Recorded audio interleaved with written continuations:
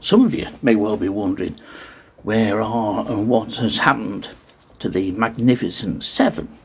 Well, the last time I think I did a video of them, they'd gone down from the Magnificent Seven to the Magnificent Six, and that was quite a while ago, and there have been further developments.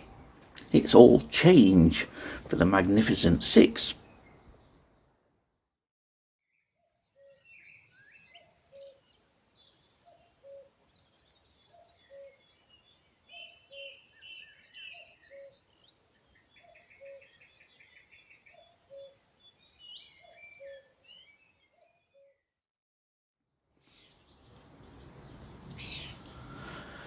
We're now at the end of May, fast approaching June, and the last time we saw the Magnificent Six, so as we were down to, all was going well. They were all in 13 stars and had woken up and were doing really well. I had lost the one from overwinter, which died during the overwintering process, something that happens regularly. We've seen it in the wild with purple emperor larvae.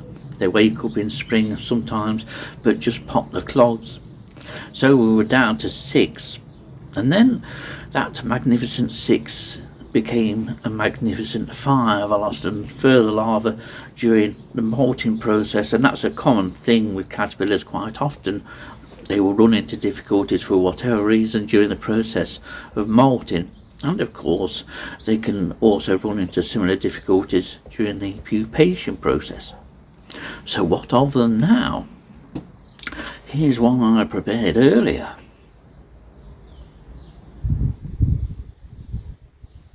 Just there, this is the last of the 5 to have pupated, and it pupated yesterday. I've not put it in the emerging cage yet, just to make sure that it hardens off properly. Remarkably camouflaged, and the real fascinating thing that many people know about these pupa is that they fluoresce under ultraviolet light. It's an easy way of finding them on a night time. You can shine a UV torch up into the canopy of a goat sallow, and hey presto, they stand out like a little beacon of light. So this is one. Where are the other 4?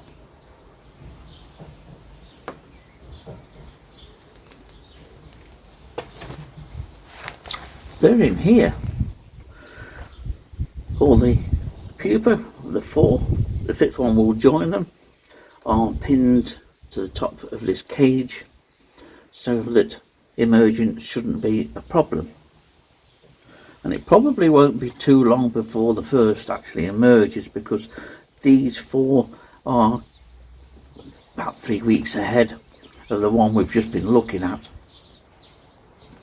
So on the whole, we've got 5 out of 7, and as a ratio of success, providing they all emerge, that's a good ratio. So then, I think that we've done well to get 5 pupa and potentially 5 adults. There's no reason that we shouldn't get 5 butterflies from 7 larvae many months ago.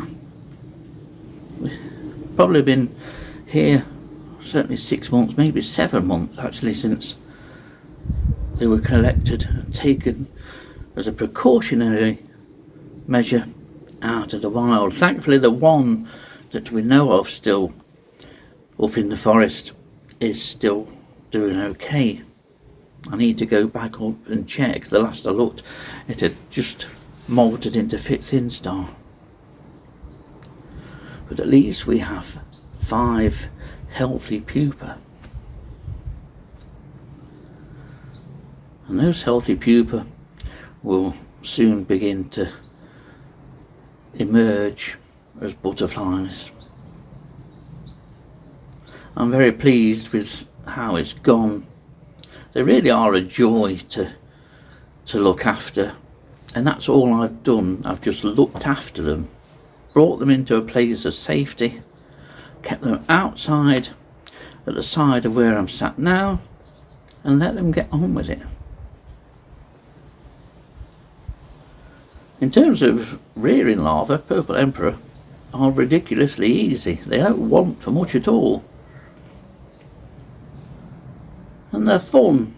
It's fun to see them wake up after watching them through the winter, after watching them go through the worst that the UK winter can throw at them.